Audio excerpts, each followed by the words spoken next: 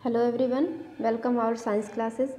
सो हमारा जो part 3 video में हम पढ़ेंगे जो टॉपिक है व्हेन डू ऑब्जेक्ट फ्लोट, जब कोई वस्तु फ्लोट करती है यानी तैरती है। ठीक है, तो इसके बारे में हम बात करेंगे। चलिए हम स्टार्ट करते हैं कि इस टॉपिक में क्या है। There are some object that float while other kind sink. यहाँ पे कह रहे हैं कि कुछ ऐसे ऑब्जेक्ट होते हैं, कुछ ऐसी वस्तुएं होती हैं कि वो दूसरे जो वस्तु होती है उसकी अपेक्षा वो तैरती रहती हैं। अभी जैसे एक एग्जांपल हम लेते हैं, जैसे एक लकड़ी का टुकड़ा लेते हैं और एक पत्थर लेते हैं, दोनों को नदी में या पानी में डालते हैं तो क्या होता है, पत्थर डूब जाता है और लकड़ी का टुकड़ा क्या होता है, वो तैरने लगता है।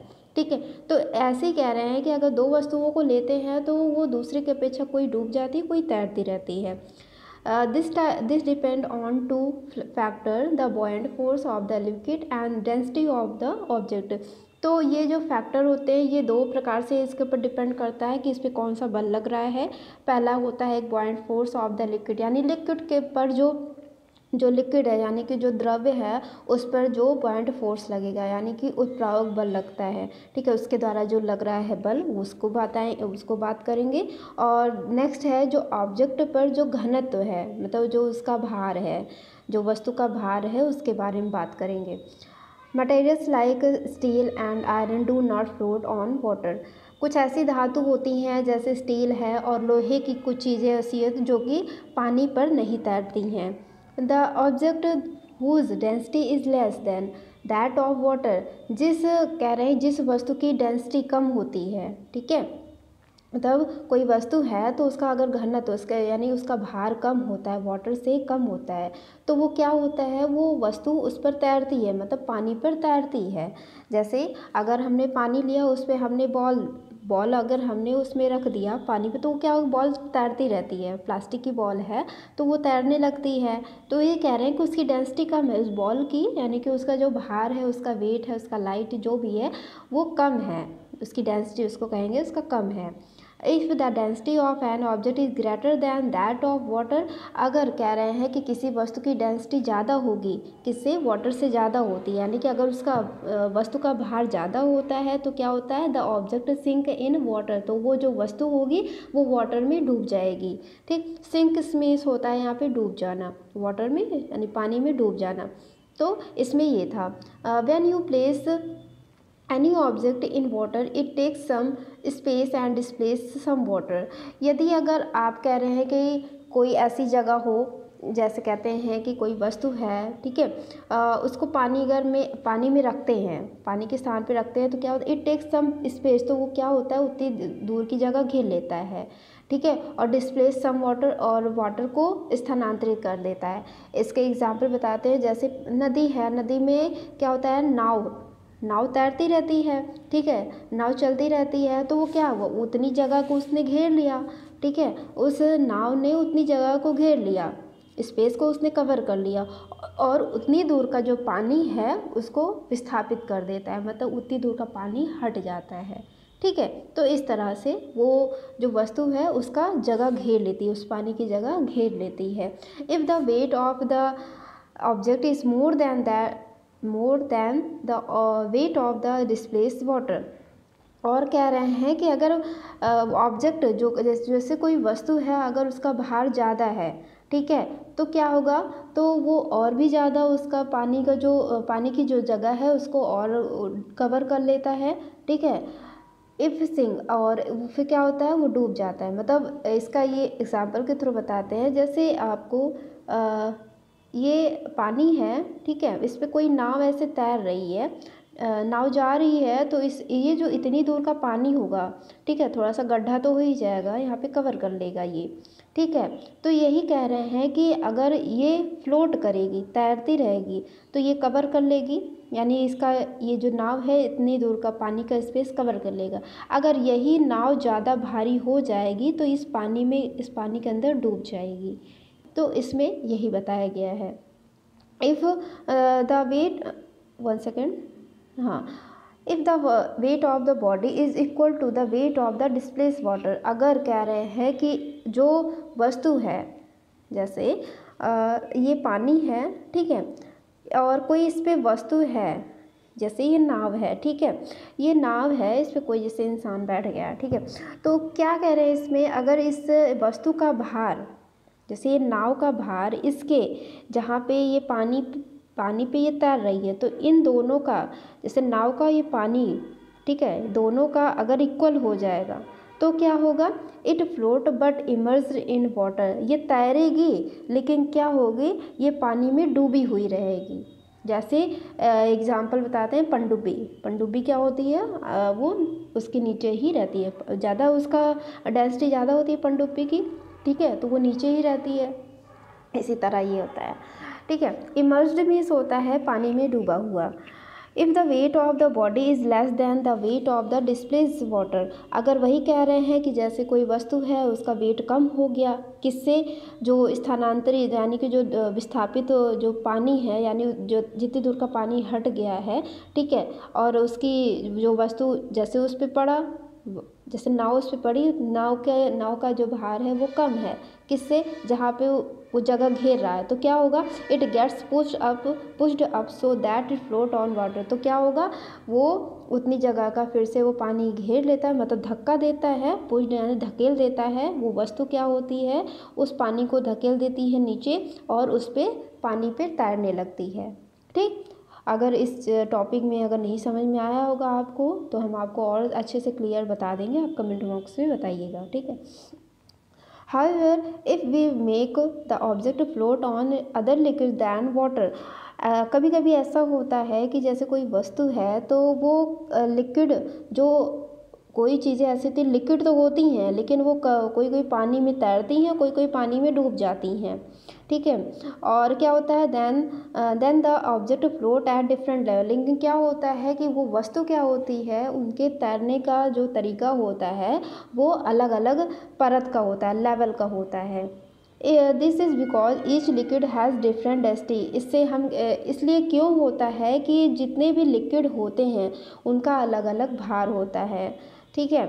जैसे एक चीज़ बताते हैं आपको, जैसे ऑयल है, ठीक है, ऑयल भी क्या है, लिक्विड है, एक वाटर भी लिक्विड है, ठीक है, तो क्या होगा, ऑयल जो होता है, ऑयल की डेंसिटी ज़्यादा है, ऑयल की डेंसिटी कम होती है, वाटर की डेंसिटी ज़्यादा होती है, डेंसिटी में भार जो हो गया, ठीक है, तो ऑयल उस पर तैरने लगता है वाटर पे। आप कभी इसको प्रैक्टिकल करिएगा तो क्या होता है कि वाटर के ऊपर जब हम ऑयल डालते हैं, ठीक है, तो ऑयल जो होता है वो फ्लोट करता है, तैरने लगता है। तो इसी तरह कह रहे हैं कि जितने भी लिक्विड होते हैं उनकी अलग अलग डेंसिटी होती है। For example, a block of wood will displace less mercury than water, ऐसे क्या होता है, एक एग्जाम्पल दिया गया, एक लकड़ी का टुकड़ा क्या होता है, वो भी डिस्प्लेस हो जाए, मरकरी का मतलब मरकरी से वो क्या होता है, हल्का हो जाता है, ठीक है, वो भी तैरने लगता है। नेक्स्ट है topic, wait of an object under water. अब इसमें कह रहे हैं कि जो ऑब्जेक्ट होता है वो पानी के अंदर कैसे उसका भार होता है, पानी के अंदर वो कैसे उसका भार बना रहता है, इसमें बताएंगे। When we immerse an object in water, जब कोई वस्तु पानी के अंदर डूबती है, इमर्स में डूबती है, the buoyant force of water acts upon it, तो क्या होता है, जो उत्प्लावक बल होगा, बॉयंट फोर्स होगा, तो वो पानी के द्वारा ऊपर देगा, ठीक है। इसको बॉयंट फोर्स को मैंने बताया भी था, जैसे एक लकड़ी का टुकड़ा है तो ये जो वाटर के द्वारा ऊपर फोर्स दिया जा रहा है इस लकड़ी पर, ठीक है, तो ये क्या हो गया, ये बॉयंट फोर्स हो गया, जो इसके द्वारा फोर्स दिया जा रहा है ऊपर की तरफ, ठीक है, तो ये बॉयंट फोर्स हो गया। नेक्स्ट है, due to this things seems to loss weight, तो कह रहे हैं कि इसी के कारण क्या होता है कि कोई ऐसे कभी कभी ऐसे दिखाई देता है कि उसका भार कम हो गया है, ठीक है, उस वस्तु का भार कम हो गया है। The weight of an object in water is known as its apparent water, तो जो वेट होगा उस वेट का उस जो वस्तु का जो भार होगा, ठीक है, जैसे अभी आपको बताया जो लकड़ी का टुकड़ा था, पानी के द्वारा ऊपर फोर्स दिया गया, तो उस लकड़ी पर जो भार लगा, ठीक है, पानी के द्वारा उस लकड़ी पर जो भार लगा उसको क्या बोलेंगे, उसको अपेरेंट वेट बोलते हैं, ठीक है। अपेरेंट वेट मीन्स होता है स्पष्ट वजन, ठीक है, इसको हिंदी में बोलते हैं। The difference in weight of an object in air and its weight in water is called apparent loss of weight. तो कह रहे हैं कि दोनों में अलग अलग बल, यानी हवा के द्वारा, इसमें ये कह रहे हैं कि जो वस्तु पर हवा के द्वारा जो बल जो भार है लग रहा है, और जो वाटर पे जो वाटर के द्वारा जो उसका जो भार बना हुआ है, तो दोनों अलग अलग हुआ।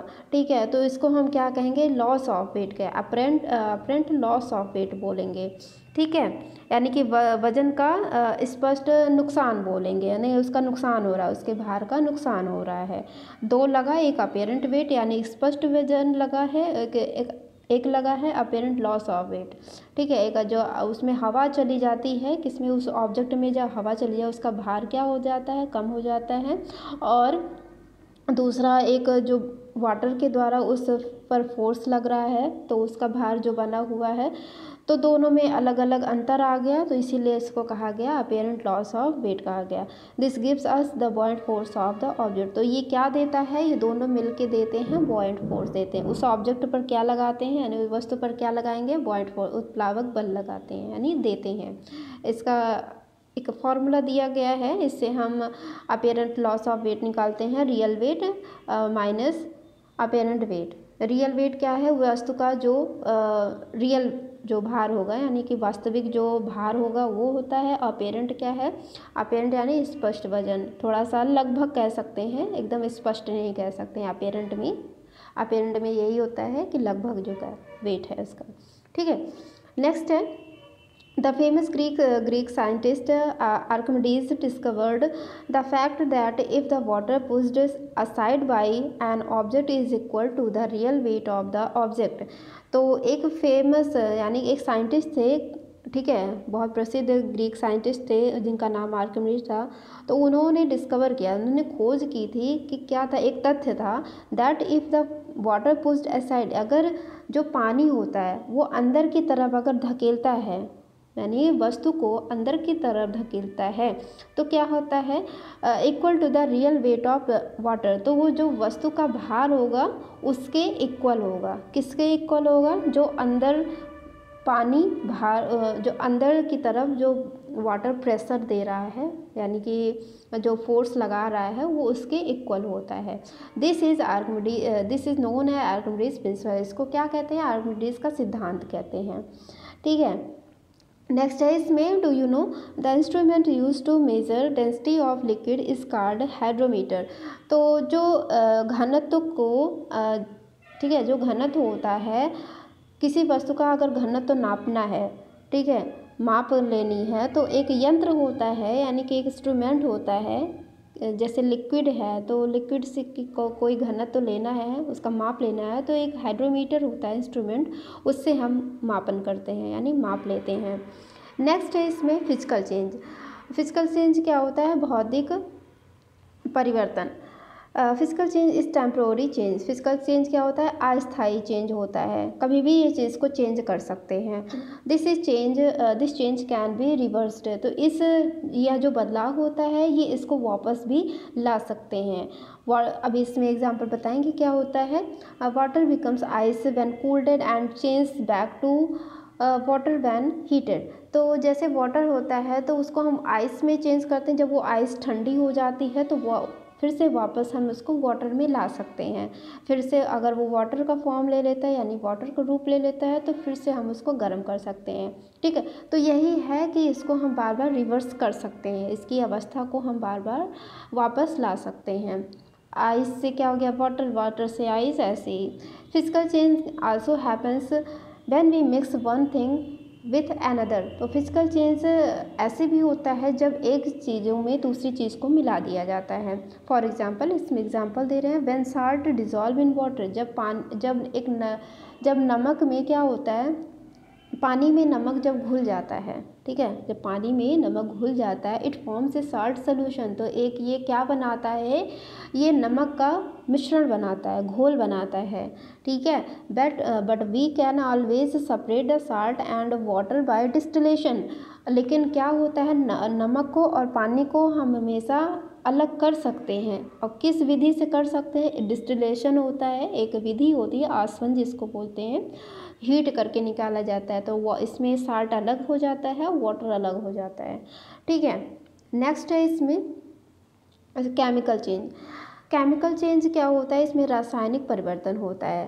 ठीक है, a chemical change is a permanent change. Chemical change क्या होता है, रासायनिक जो बदलाव होता है वो स्थायी होता है, मतलब एक बार बन गया तो दोबारा इसको हम उस रूप में नहीं ला सकते हैं। ठीक है, it means we can not get the matter in its original shape after a chemical change. इसका मतलब ये है कि वही कि जो भी पदार्थ है उसको हम अगर एक बार ओरिजिनल शेप हमने दे दिया तो बाद में वो दोबारा अपना पहला रूप नहीं ले सकता, मतलब उसको हम क्या कहेंगे, उसको केमिकल चेंज कहेंगे, यानी रासायनिक परिवर्तन कहेंगे। A familiar chemical change is combustion और बर्निंग। एक केमिकल चेंज जो होता है या तो वो जलेगा या तो वो क्या होगा, या तो या तो वो जलेगा या तो उसको कंटिन्यू एक ही रूप में दिया जा सकता है। ठीक है, जला के या जैसे भी उसको बना दिया जाता है। When a substance catches fire, जब कोई पदार्थ में आग लग जाती है, लगाया जाता है, atoms in its molecular break apart from one other. तो क्या होते हैं, जो उसके एटम्स होते हैं, ठीक है, जो उसके परमाणु होते हैं, ठीक है, तो वो क्या होंगे, उसके मॉलिक्यूल से मतलब अलग अलग हो जाते हैं, टूट जाते हैं और दूसरे रूप में ले लेते हैं, मतलब एक दूसरे से जुड़ जाते हैं। For example when we burn a piece of paper we get ash. जैसे एक एग्ज़ाम्पल दिया गया है, अगर हम एक पेपर का टुकड़ा जलाते हैं तो वो क्या बन जाती है, वो राख बन जाती है। तो ये राख को फिर से हम वापस तो पेपर में नहीं ला सकते हैं। ठीक है, तो यही इसमें कह रहे हैं कि ये केमिकल चेंज है। ठीक है, तो इसी तरह इसमें बताया गया फिजिकल चेंज, केमिकल चेंज और बॉन्ड फोर्स। ठीक है, तो ये सारे टॉपिक इस पार्ट 3 वीडियो में थे। अगर आपको इसमें जो भी नहीं समझ में आया होगा तो आप हमें कमेंट बॉक्स में बताइएगा, हम उसको फिर से ट्राई करेंगे आपको अच्छे से समझाने के। सो ये चैप्टर यहीं पे फिनिश होता है, नेक्स्ट चैप्टर में आपको फिर से मिलेंगे। Thank you everyone.